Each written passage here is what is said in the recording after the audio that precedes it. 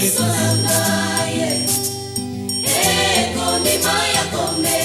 I proclaim your mighty name. And I lift up my hands today to tell you are good for me. So love me that you came for heaven, came my death. And I said, merci beaucoup à tous nos téléspectateurs. Encore une fois de plus, bienvenue dans cette émission Expression Femmes, une émission dédiée à toutes les femmes de la République démocratique du Congo. Comme je vous ai dit, on est là pour vous servir. La semaine passée, on avait reçu Madame Marie-Claire. On a essayé un peu de parler avec elle. Aujourd'hui, je vous amène encore une autre dame. Elle est tellement grande. Avec elle, on va essayer un peu de parler sur la femme, parce qu'on parle de la femme. Elle s'appelle qui? C'est Madame Berthe. Avec elle, on va essayer un peu de parler. À qui j'ai dit bonjour, Maman Berthe. Bonjour, Colette. Vous êtes notre invitée sur notre émission Expression Femme. Qui est Maman Berthe? Merci beaucoup pour l'intérêt que vous avez manifesté à ma modeste personne. Maman Berthe, ou Madame Berthe, comme certains l'appellent, est une femme qui est mère et épouse de quelqu'un. Je suis licenciée en psychologie du travail de l'université de Kisangani. Et après mes études universitaires, j'ai trouvé du travail à l'Office national du tourisme où je suis passée à toutes les étapes et j'ai été en fin de compte présidente de la délégation syndicale de cette entreprise et les autorités du pays m'ont remarqué. J'ai été nommée administrateur, directeur technique, fonction que j'ai occupée pendant près de 10 ans. Après, je suis passée, après les concours qu'avait organisé l'IGF, je suis passée administrateur délégué général de la même entreprise. Donc j'ai passé toute ma carrière à l'Office national du tourisme, du début de la plus petite échelon jusqu'à devenir dirigeante de cette entreprise. Et aujourd'hui, j'anime cette association sans but lucratif qu'on appelle les réseaux des femmes des entreprises du Congo, REFEC en sigle, où je suis la coordinatrice générale. Ça fait combien de temps depuis que vous êtes dans l'entreprise? Dans les entreprises, j'ai commencé en 1989 et j'ai commencé à être chef de bureau dans cette entreprise. Et dans cette même année, nous avons, moi et les autres femmes mandataires des entreprises, nous avons remarqué que dans les entreprises du Congo, pour passer d'un échelon à un autre, pour passer des grades, il fallait être la copine d'un chef, il fallait être la cousine d'un chef, il fallait être vraiment proche ou bien coaché par quelqu'un pour monter des grades. Alors, face à tout cela, nous avons remarqué également que dans d'autres corporations, comme les femmes magistrats, les femmes médecins, elles étaient déjà organisées en association et elles plaidaient la cause des femmes qui étaient dans ces corporations. Et nous aussi, nous avons créé les réseaux des femmes des entreprises, qui est une structure qui plaide pour la promotion de la femme de l'entreprise. Voilà. On va essayer un peu de parler à Lingala pour la compréhension de tout nos baïmboka. Est-ce que c'est facile pour vous et beaucoup de raison? Eloko ya ofele ezalaka te, eloko ya facile ezalaka te, nyonso kaka molende pe mbamba. Donc ezalaki facile te, ne bandeli surtout. Bon, il faut beaucoup de autorisation, il y a telle ou telle autorité pour permettre bino bosala ezalaki facilité ngai na bandeko na ngai basi mususu o bazalaki ba mandataire wana tokomaki lokola 12 femmes ba na okotangira bino ba exemple ya ba kombo na bango mama Agnès Mwadi o azalelo DG ya SNCS, mama Chantal Ngoy Mbwese o azalaki na Onatra o lelo ekomi SCPT esa mama Caroline Mawanji, mama Elali Bashige, mama Mayuma Kasende wana azalaka DG ya OGEFREM lelo akomi na Congo Airways. Bref, nakotanga bakomi nyonso te natangi ba oyo eyeli ngai tosalaki vraiment makasi mpe totiaki structure oyo na place na esika nango. Et puis problème munene ezalaki mpona kondimisa ba DG bapermettre na basi ya baentreprise na bango baadere na REFEC. Kuna tokende kobeta porte ya oyo azalaki ministre ya portefeuille ya époque, parce que Maman Colette, c'est depuis 2003 des REFEC ezali en place nde toza kobundana pour que basi eska baza na ba société bazwa pe les mêmes avantages sociaux lokola ba collègue na bango mibali. Esali nini to remarkaki que soki ne bandeli ba engagé mwasi na mobali mbala moko omona sima ya mwambula mwasi akomo benga mobali wana chef akomi chef naye ya mati ba grade mwasi azakaka na grade. Raison nini bazozwa o pour mwasi azwaka ba congé ya maternité pour mwasi tout ça nzokande congé ya maternité ezali eloko moko esalema na nzambe.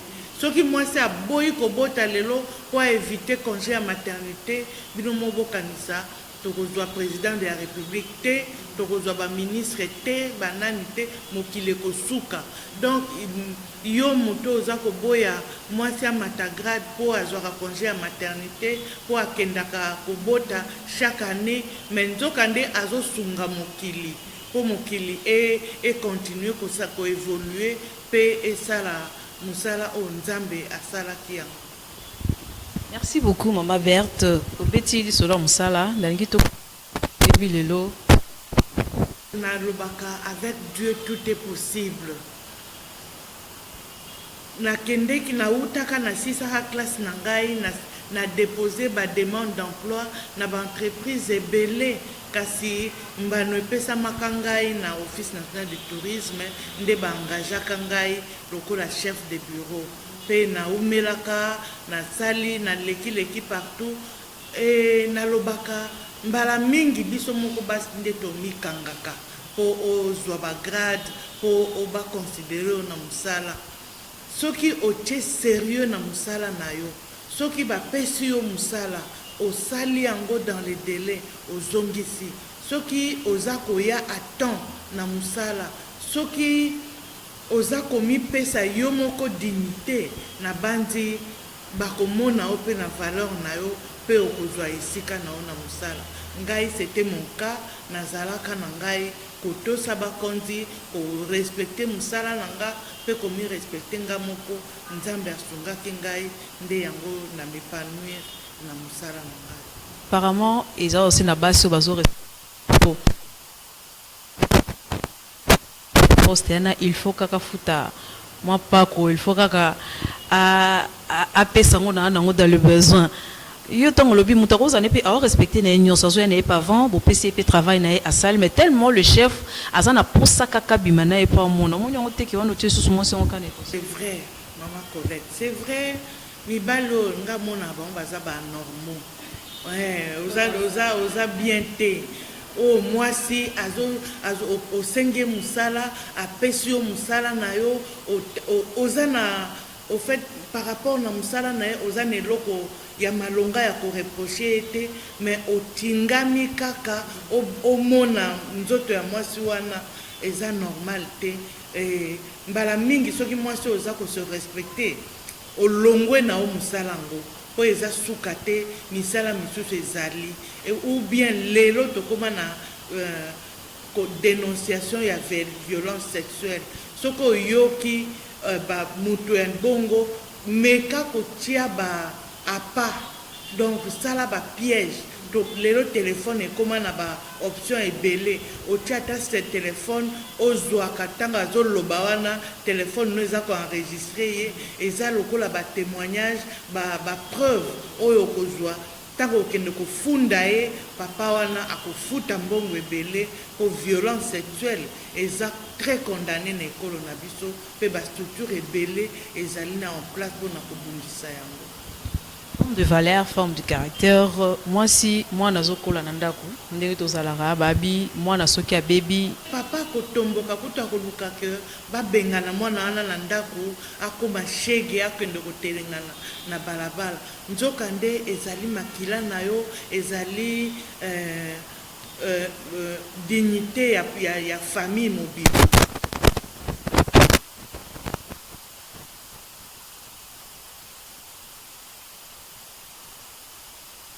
Mobali pe amonani te ya malonga te bo encadrer mwana wana ti abota bo vandisi bo zwi koko na bino bo biye bo zwi mwana wana bo zongisi na classe po aza perdu te bo zongisi na classe. Je crois soki bosungi penza malamu bolakisi nzela ya losambo bo encadrer mwana wana akokamusa bino lobi pona oyo ya kosala parce que akozala reconnaissante na ba parents na ye pe ye moko akozwa conscience que vie na ye ngaki beba mais ba grâce na baboti na ye vie na ye bebi te. Donc tozana vraiment na nzako conscientiser surtout wana eza musala ya biso ba mama des photos sala musala. Avant continuer la question mususu car à place wana olobiso ki ba santé mwana na yo il faut récupérer mwana ofanda na ndako mais apara biso ba africain tozala na eloko wana te soki ba santé mwana no papa maman au préféré au bois ka libanda to poko tika ye et pas muto asala ke eloko wana pour que ce que tanga okende kotika ye wana suite na kozande ni ntango zo ba ki ofanda na yo éduquer yo te ya yo sala boy biso ba africain lo ka tozala na ngote. Surtout bikolo mususu bikolo moko boye na yebi na kotanga ngote bazalaka très sévère na likambo wana soki mwana babengaka go accident yo peut-être mwana kendeki na nzela kelasi akutani na elenge mobali azwi zemi en tout cas kokende kotika ye mbala mingi ezalaka mpona koincite mwana mobali wana azwa baresponsabilité na ye mais ezali lakisi te ke obwaki mwana na yo soki omoni peut-être komeki kotika ye bakobotisa ye bana 4-5 na bomwana nyonso tu mpe kobeba nyonso yango wana na bakoko wana mpe baoriske bazala condamné. Donc malamu ntango aza nanu moko omoni mpe kepa ya kei mobali peut-être situation eza malamu te conscience mpe azwi nanu te zwa mwana na yo vanda na ye abota ovandi na koko na yo ozongisi mwana wana na kelasi ntango akosilisa classe akozwa mosala peut-être mobali wana soki akomi na makoki akoki koya formaliser ko régulariser makambo babalani ba récupérer foyer na bango soki pe ezate mwana mwasi akoki ko sala musala ye moko à se prendre en charge musala ezaka kate na entreprise créer entreprise na lelo na ba téléphone internet et comment kokotisa biso na ba connaissance ndenge na ndenge pona ko meka ko créer loko ya yo moko ata musala ya maboko kobanda mususu ayebi kokanga suki obongisi esika na oya bien officialiser yango okomi kozwa mwa mbongo na yo osala eloko donc lelo eza lisusu hier te lobi nde bana basi bazalaki koyeba eloko akosala te soki asazwi zemi lelo baformation sur l'état ekoma ebele mpo mwana abebisa vi na ye te. Maman Berthe, secret ya réussite ya mwasi eza nini? Mwasi nayebi slogan wana balakisanga esika nga nasambelaka mwasi losambo. Mwasi soki ayebi nzambe soki atie sérieux na losambo eh bien akozwa sagesse par ses faits même ya kosambela soki mwasi akomi sage Bible eza claire elobi la femme sage bâtit sa maison wana eza kaka ndako etongama na babriki te mais eza mpe ndako na yo famille na yo nini okoyeba nini nasala na ngonga oyo na ntongo nalamuki nakosala nini na journée na nga lelo parce que oza sage, parce que tu es en contact na nzambe na yo akoéclaire yo okobongisa vie na yo na vie ya bato baza autour na yo bana mobali bandeko na famille nyonso. Mpo na ngai mwasi il faut abala mariage ezojoue rôle monene na vie ya mwasi. Konéglige mariage te mobala ye kobala olobi te nga nalingaka mariage te nalingaka navanda nga moko te. Ça c'est pas biblique. Mwasi il faut zana mobali. Mais au cas où mariage eyete ofandi ozeli libala eyete ko décourager te tu peux kobongisa vie na yo être dans la dignité au sali vie na yo pe batu batosi yo pe obimi un modèle na milieu oyo zali. Maman Berthe, eloko nini ou ezo bloqué ba femme congolaise? Eloko ezo bloqué biso ba femme congolaise ezali mingi kozanga koyeba. Ba nalingala tolobaka kozanga koyeba eza liwa ya ndambo. Mutu soki asakufi ndambo eza liwa ya ndambo te me eza liwa kozanga koyeba. Lelo soko omoni ke nga na likambo boye nazokoka te ba formation ekoma mingi.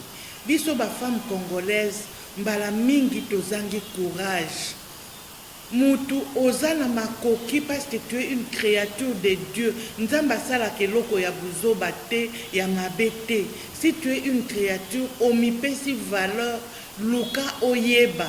Koyeba lelo téléphone oya pamba na pesi kaka exemple. Moi si presque 90% ya basi ya Kinshasa bazana ba téléphone. Mais téléphone wana omona ngo pesa na internet. Internet wana tosalaka ngo mingi kaka WhatsApp. Azwaka ba photo atinda azwaka ba ndenge ba sombele biloko na restaurant atindi mais luka oyeba biloko wana ya restaurant balambi yango ndenge nini. Soki oyebi okoki kosala ya yo peut-être malewa okopier oyo wana balesaki yo na restaurant wana omoni mpe ozwi nango mbongo. Luka oyeba à travers ba formation professionnelle. Soki oyebi couture te omoni oza eloko kosala te yekola couture fungola mwa esika na yo omoni ekopesa yo mwa makoki ozala indépendante. Ole ozala kaka mutu ya kotanda loboko pesanga kabelanga sombelanga. Soki pe omoni formation professionnelle eza musika luka osala musala ya maboko. L'essentiel pour na mwasi soki olingi otepanouir na vie zala indépendante. Luka soki yo oza indépendante bana na ope bakozala bana ya esengo mobali na ope akorespecte yo ata oza ndenge nini. Donc mwasi ya valeur eza mwasi oyo kaka atiaka maquillage te mais eza mwasi oyo ayebi komipesa respect ayebi komitia na esika na ye. Tant que le bill comme indépendance, on a une autre question. Est-ce que moi si il faut dépendre kaka na mobali? Bon, c'est vrai, mobali azali très important na vie ya mwasi. Surtout ceux qui bobalani, mobali azali très important. Mais mobali ko libala epekisi indépendance ya mwasi te. Mwasi il faut osala omemaka quelque chose na ndako na yo. Soki omoni ozana musala ya bureau te.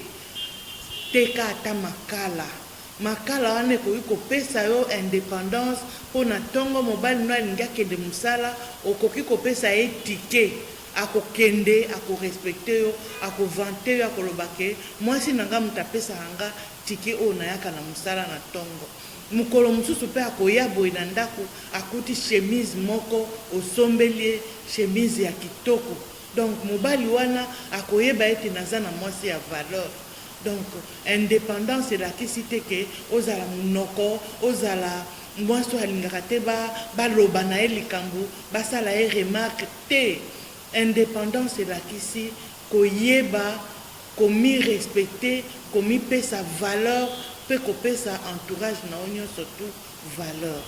Coordinatrice générale ya réseau des femmes des entreprises, d'abord Moussa na biso ya liboso awa ezali kosenga na basi bazala conséquente oyo ozoluka yo lingi kaka ozala na grade ya directeur, mais pour okoma directeur il faut outa côté moko boye pour ya kokoma esika ozali, c'est-à-dire o maîtriser musala na yo bien o mipesaka valeur oyaka à temps na musala na yo soki basengi yo dossier chef to déjà apesi yo dossier oyebi kosala travail na yo o remettre yango dans les délais. Donc nde tolobaka mwasi ozala na maîtrise ya musala na yo pe maîtrise ya yo moko na ya environnement na yo. Voilà. Yo bazana posana koma lokola mama Berthe. Conseil nini opesa bango? Merci Colette Nabiso. Oyebi kokoma mama Berthe, il faut zala elombe. C'est-à-dire il faut zala mwasi oyo azui conscience que eloko ya ofele na mokili ezalaka te. Ya liboso banga nzambe na likambo nyonso oyo za kosala banga nzambe. Lobi mama na ngai nakendeki kosala pondu na wenze. Nazo sala pondu namoni mama moko ba mama mibale bayo wana. Bango mibale basalaka malewa. Moko alobi oyi wana pa ye kosala pondu. Alobi nakosala ngo kaka bongo bongo d'ailleurs eza nango pondu ya malewa. Mama musu alobi bongo soki ya malewa yo sala ngo mabe boye. Alobi esala nini tango bako oya kolia le oya kotika tiki. Mama musu alobi te oyebi nga malewa na ngai natiaka ngo cher pona nini nasombaka biloko oyo ya malonga ya cher nabongisaka ngo kitoko bongo naza na baclient ebele. D'ailleurs téléphone oyo naza nango baclient na nga nde basombela nga po soki na ye mwa retard babengi mama oza wapi ere yango ekoki toza na besoin na yo. Donc ça signifie sérieux na musala kotambola na bobangi nzambe na esika nyonso oyo ozali ekopesa yo assurance ya réussite. Soki ozobanga nzambe na libota na yo nzambe wana pe akolakisa yo que nga nazali créateur de toutes choses. Soki ozobanga nzambe na musala na yo akopesa sagesse akopesa pe mayele po osala makambo na yo malonga. C'est-à-dire mwasi po olamuka na tongo okolamuka po ete bana na yo banyokwama te mobali na yo anyokwama te musala na yo pe enyokwama te. Oyebi kotia eloko na esika na yango pe na tango na yango.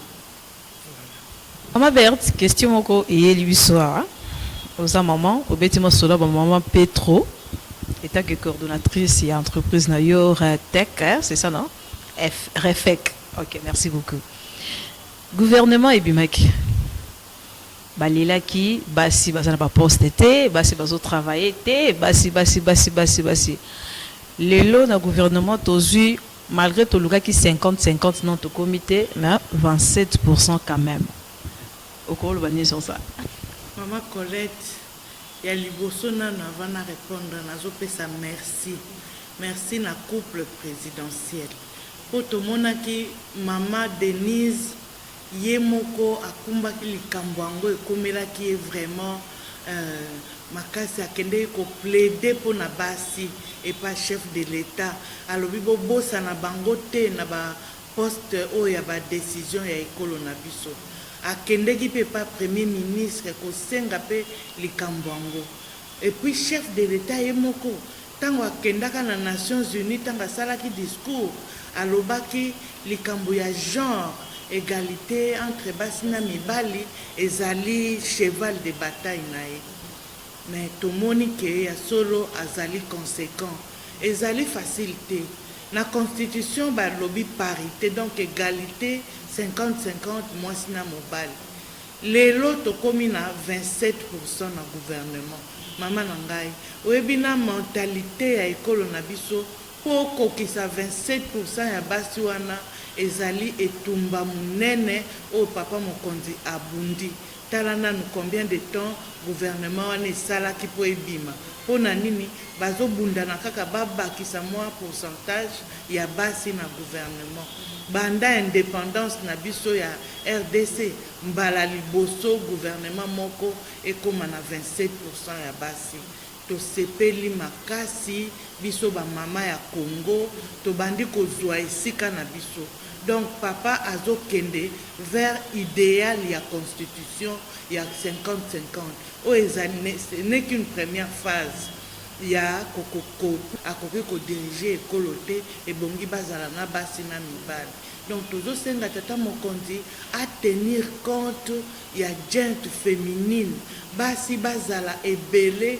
Mama Bertha lobi kozala mwasi ezaka raté que olakisa beauté na yo olakisa oyo zali bimisa mayele bimisa moto oyo ebi ko sala na sala yango bien pour que lobi ait apporté le yo bonheur. Merci beaucoup à Céline Chamala qui était derrière ces caméras. Merci à monsieur Laurence Kumasamba. Merci aussi à vous nos téléspectateurs. Quant à moi, je vous retrouve déjà la semaine prochaine. Bye.